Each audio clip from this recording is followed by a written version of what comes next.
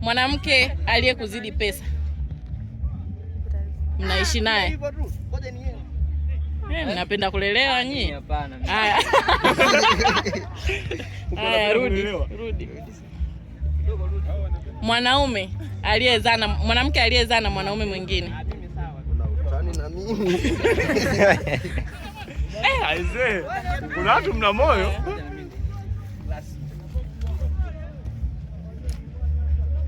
Mwanamke unayemhudumia lakini hakuheshimu.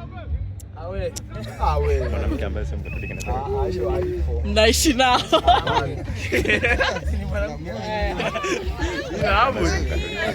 Unajua hapo ni utoki hata sehemu moja. Umepata mwanamke ni Muislamu afu wewe ni Mkatoliki na unampenda, unaweza kuhamia Uislamu ukamuoe? Konye wanetu mtaoa.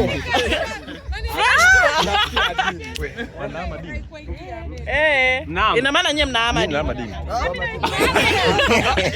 Yaani unamfuata mwanamke Muislamu.